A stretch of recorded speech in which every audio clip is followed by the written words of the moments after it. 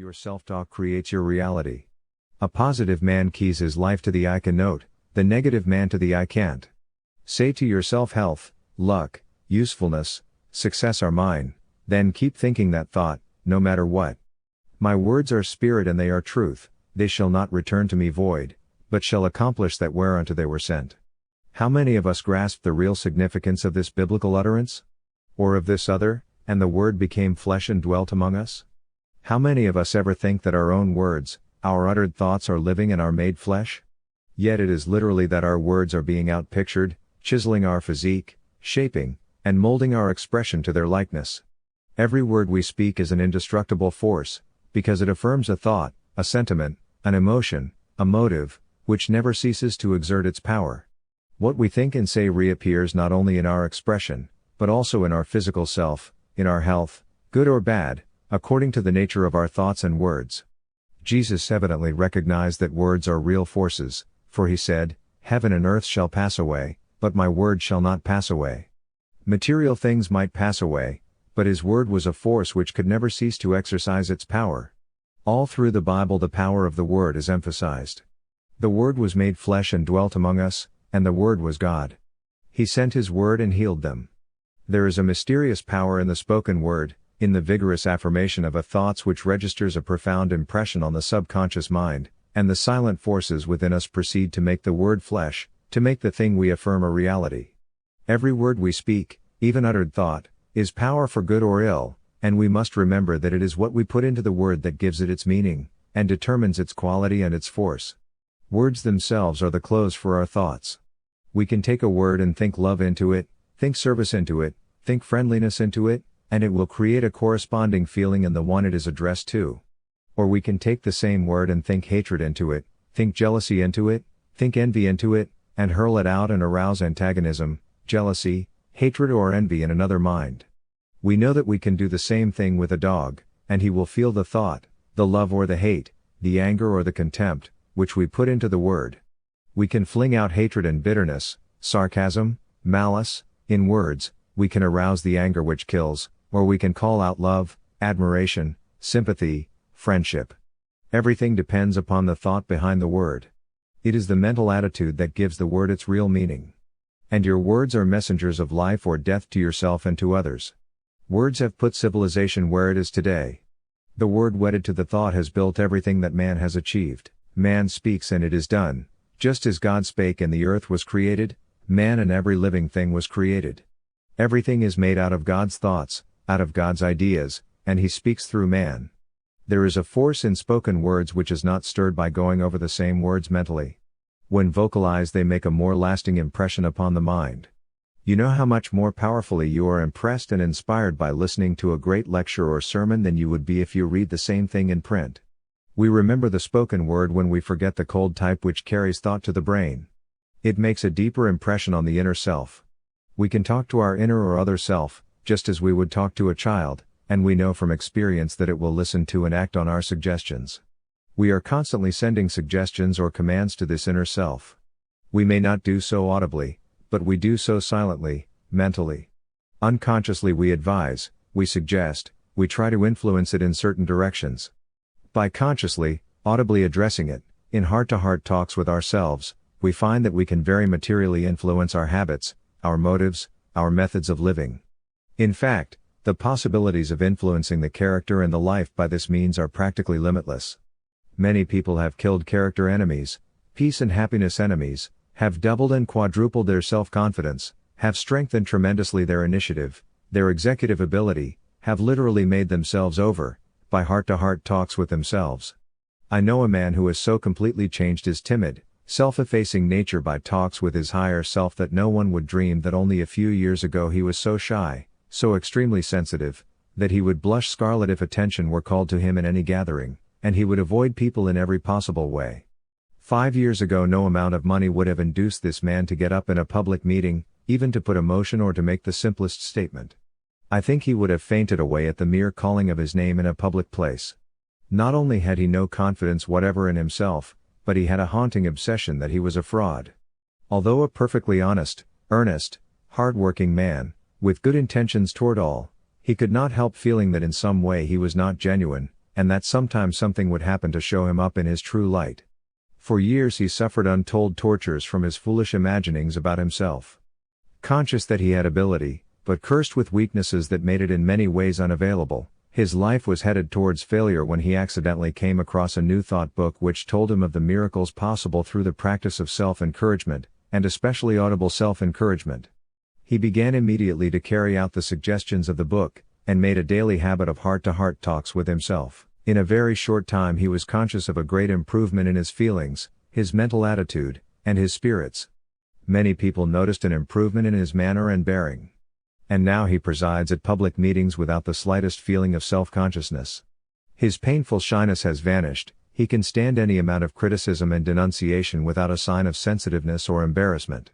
There is no fault, no weakness, great or small, which will not succumb to persistent, audible auto-suggestion. Not only this, but it tends to arouse slumbering qualities within us which mere thinking does not stir up or waken. Most people are only half alive, half awake to their possibilities. We all need stirring up. There is gunpowder enough in us to make a tremendous explosion if we could only get the spark to the giant powder that is sleeping within us.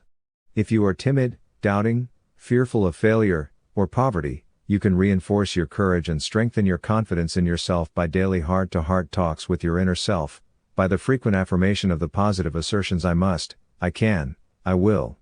There is no better suggestion than Emerson's for stiffening the will and the power to do, nerve us with incessant affirmatives. And incessant affirmatives will nerve us.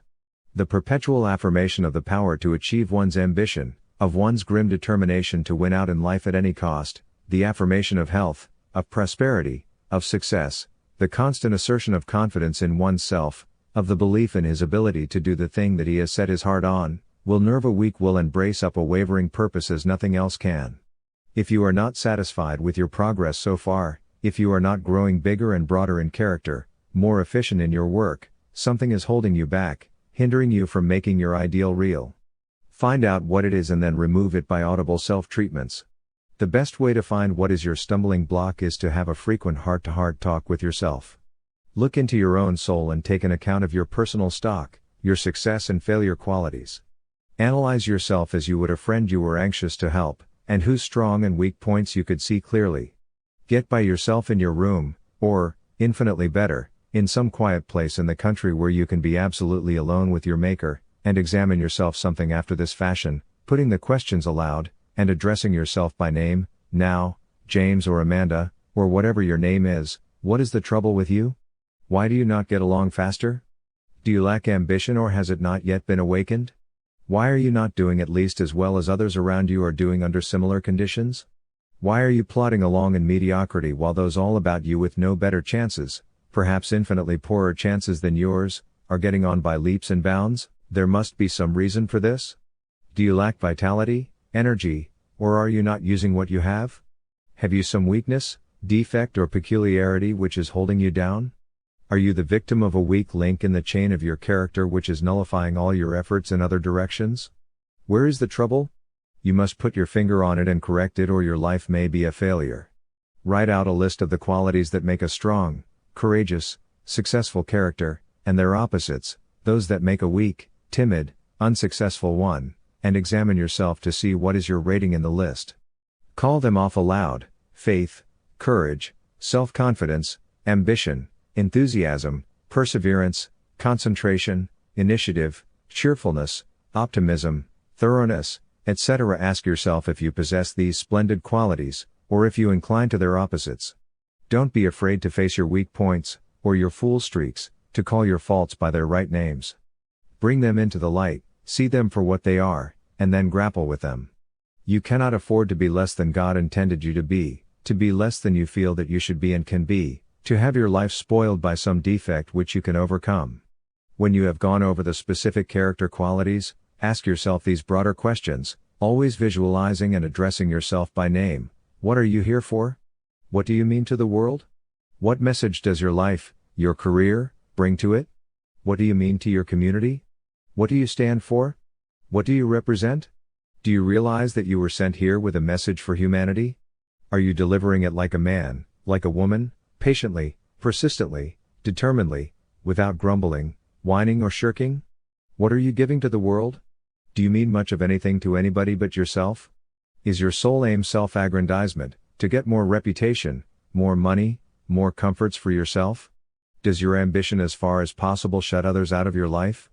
Are you always going to do the kindly deed, going to help others in the future, when you get on a little further, when you are better able, when all your own wants are satisfied?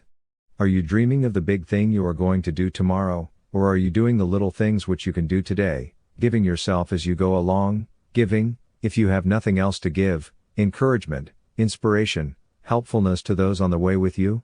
Would your community miss you very much if you should drop out of it? Probe yourself in this manner until you get a good line on yourself, a fair estimate of yourself, until you know both your strength and your weakness, until you can see with clear eyes the things that are keeping you back, the lack in your nature that is handicapping you, the weakness that is cutting down the average of your ability by 10, 20, 50 or even 75%. Then vigorously attack your enemies, the enemies of your success, of your efficiency, of your happiness. Constantly stoutly affirm your complete mastery over them, their powerlessness to dominate your life and ruin your career. If, for instance, you are a victim of self-effacement, if you find you lack self-confidence, if you never dare undertake any responsibility you can possibly avoid, if, instead of asserting your individuality and assuming the dignity that is yours by divine right, you shrink from everything which draws attention to yourself, if you have no faith in your ability, you must talk to yourself something like this. I am a child of God. I am made in His image and likeness. I am a partaker of all His divine qualities. Therefore, I have divine power, I have strength and ability to do what I long to do. I am strength. I am ability. I am self-confidence. I am success. I can do what I will to do, and will no longer allow this cowardly timidity to rule me. I will never again by self-depreciation and self-effacement, deny my divine fatherhood. It is a sin against my Father and myself to belittle my heritage from Him. I am the son of an all-powerful King, and henceforth I will act the part. I will walk the earth like a prince. I will never again shrink from assuming any responsibility which comes to me. I have plenty of ability to do what I long to do, to be what I long to be. I will no longer go about as if I were inferior to others.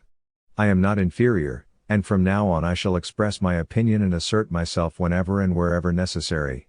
I am now facing life with a self-respecting, confident attitude, with a hopeful outlook, for I know that as a child of God, I am victory organized. Self-depreciation is a crime, a reflection upon my Creator who pronounced everything He made good. Lack of faith in myself is nothing but lack of faith in Him. I will cut it out of my life, for I am that which I think I am. I can be nothing more, nothing less. As a child of omnipotence, of the all-good, I am bound to make good in every detail of my life. I owe this to my Father and to myself. By heart-to-heart talks of this sort with yourself you can change your whole nature, revolutionize your career. Whether it is faith, courage, initiative, cheerfulness, whatever it is you lack, assume the quality you wish to possess, affirm positively that it is already yours, exercise it whenever possible, concentrate on it, and you will be surprised how quickly you can acquire the desired. I am a great believer in the building power of affirmation, in the possibilities in persistently affirming the thing I am determined to do, in strengthening qualities in which I am weak, in building character, in making life noble. The following strong, positive affirmations by C.D. Larson are very suggestive and would make a splendid daily exercise. I will become more than I am. I will achieve more because I know that I can. I will recognize only that which is good in myself, that which is good in others. I will be more determined when adversity threatens than ever in my life to prove that I can turn all things to good account. I will wish only for that which can give freedom and truth, which can add to the welfare of the race. I will always speak to give encouragement, inspiration and joy. I will work to be of service to an ever-increasing number, and my ruling desire shall be to enrich, ennoble and beautify existence for all who may come my way. When you assert yourself, assert the spiritual I, the God image in you, not the physical I, the flesh of you. This would be mere egotism, and it is not asserting your egotism that will benefit you. This will only hurt you. But asserting the reality, the divinity of yourself will do everything for you. Your divine or real self is your potential self, your creative self, and when you assert the reality of your being, not the outward or bodily personality, you are simply asserting divinity, you are asserting omnipotence, omniscience, you are asserting a power that can do things. If we could only realize the creative power of affirmation, of assuming that we are the real embodiment of the thing we long to be or to attain, not that we possess all the qualities of good, but that we are these qualities, with the constant affirming, I myself am a part of the great creative, sustaining principle of the universe, because my real, divine self and my Father are one. What happiness it would bring to Earth's children. Affirmation is a living, vital force. The Bible owes much of its strength to this force. It is a book of affirmations, of strong, positive I statements.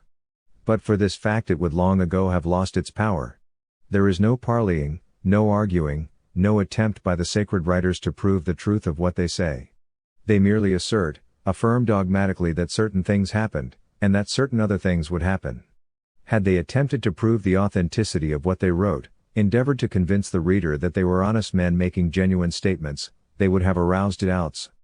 But there is no appeal to sympathy, no appeal to the reader's credulity, no appeal for confirmation, no posing for effect, only unrelenting positiveness, persistent affirmations. They simply state facts and affirm principles. Every line breathes dominance, superiority and confidence. In this lies their tremendous power. There is no sentimental imploring even in the Lord's Prayer. It demands. It is give us, lead us not, forgive us, etc. In your talks with yourself, be like the biblical writers. Don't wobble, or think, or hope. Say stoutly, I am, I can, I will, it is. Constantly, everlastingly affirm that you will become what your ambitions indicate as fitting and possible.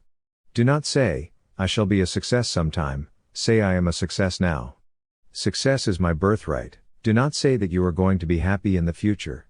Say to yourself, I was intended for happiness, made for it, and I am happy now. Say with Walt Whitman, I, myself, am good fortune. Assert your actual possession of the things you need, of the qualities you long to have. Force your mind toward your goal, hold it there steadily, persistently, for this is the mental state that creates. This is what causes the Word to be made flesh. The negative mind, which doubts, wavers, fears, creates nothing. It cannot send forth a positive, confident assertion. We are constantly letting loose mighty thought forces, emotion forces, word forces which are forever multiplying and expressing themselves in the universal energy, which are forever fashioning our conditions. We are rich or poor, healthy or unhealthy, successful or unsuccessful, happy or unhappy, noble or ignoble, according to our use of our thought and word forces. The outer registration in the flesh, in all material circumstances and things, corresponds with the inner thought and the decisive positive word. Let the spirit of you, the real self, constantly affirm the I am, and the power you have through the all-power. Make your affirmations quietly, but with great confidence and positiveness. Say I am united with Him. I am able to do what He wills me to do. It is my duty to obey the inner urge of my being, that divine ambition to measure up to my highest possibilities, whichever bids me up and on. I will never again allow anything to interfere with the free and full exercise of my physical, mental and spiritual faculties. There is no lost day in God's calendar, no allowance for waste, and henceforth I will make the most of the stuff that has been given me. I will play the part of a son of omnipotence.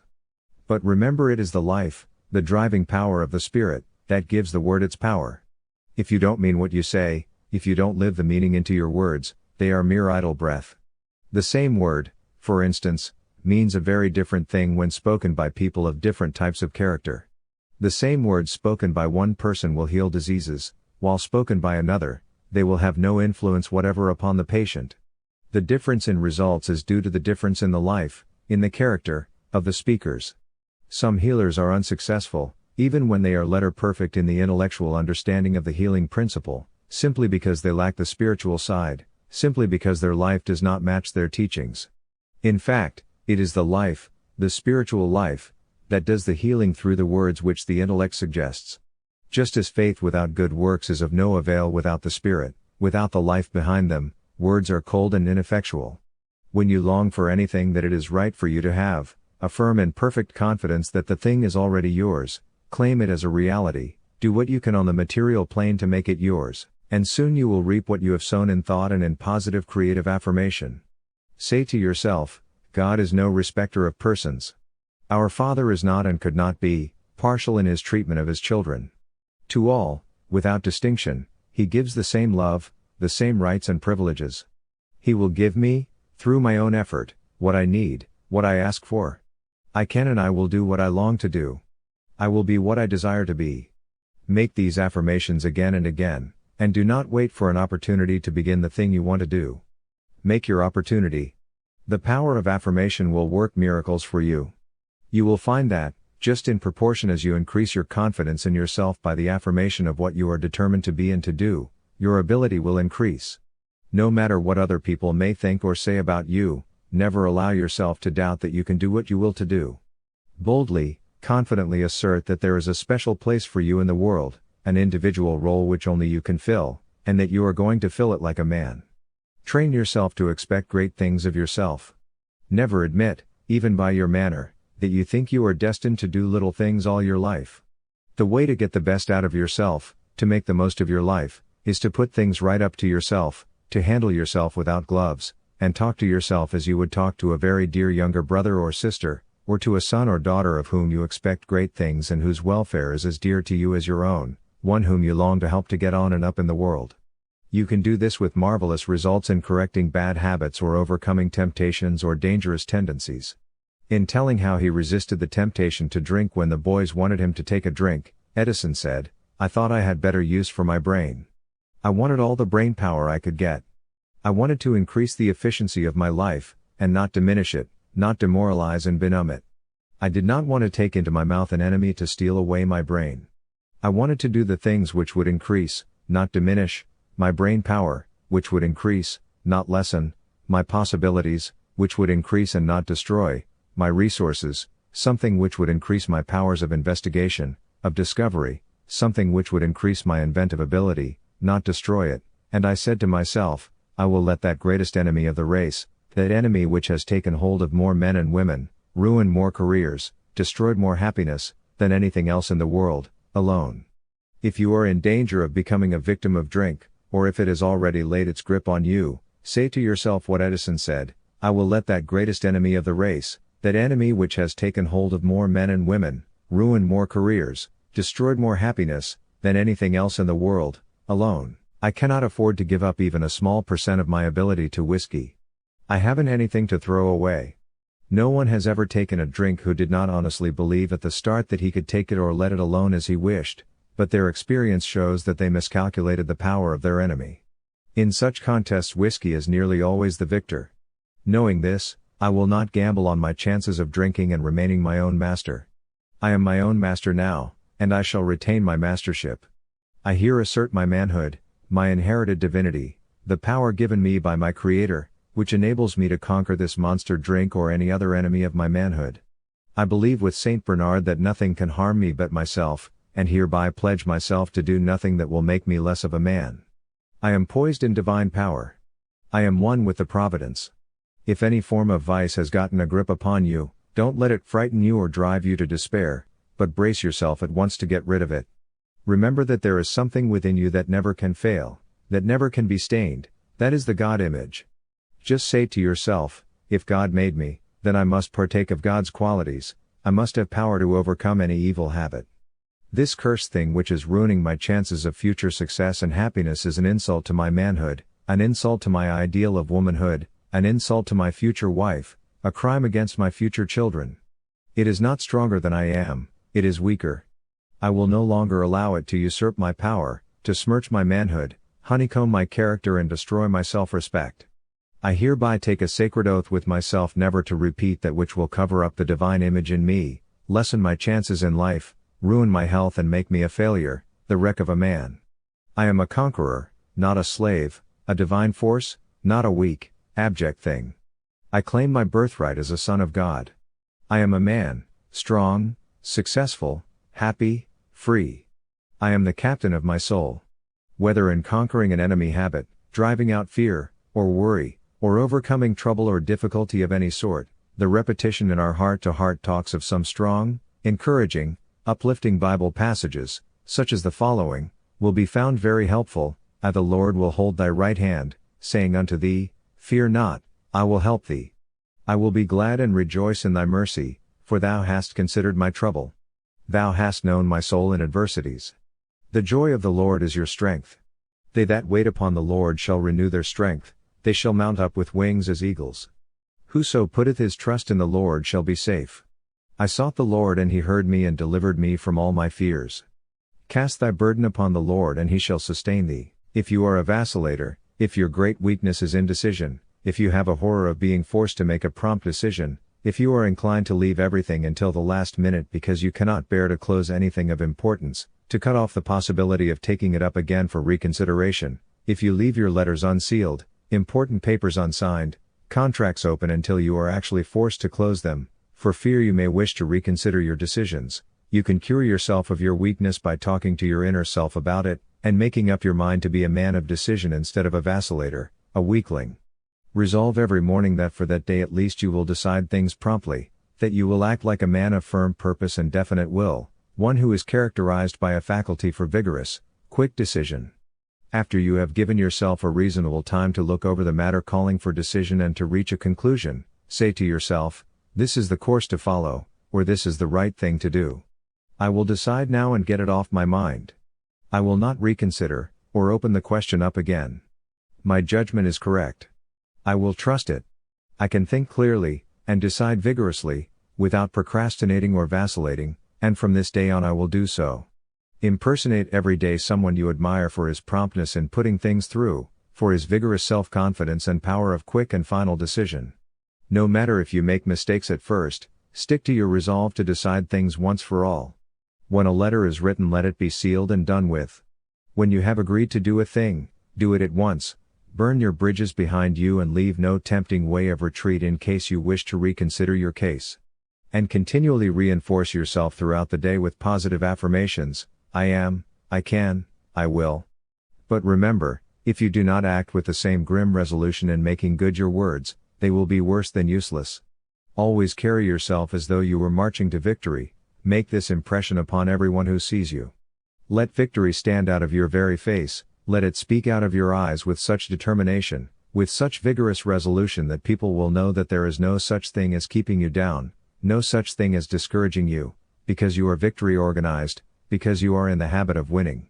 These heart-to-heart talks are merely suggestions, or models of the self-treatment method of overcoming bad habits or defects of character, for acquiring strength and developing the qualities that make for nobility, success, happiness, righteousness. They may be adapted to meet the requirements of different personal needs, and if practiced faithfully every day, several times during the day, if possible, and just before retiring at night, they will, if backed up by earnest effort to make your words true, do wonders in bringing about the desired results.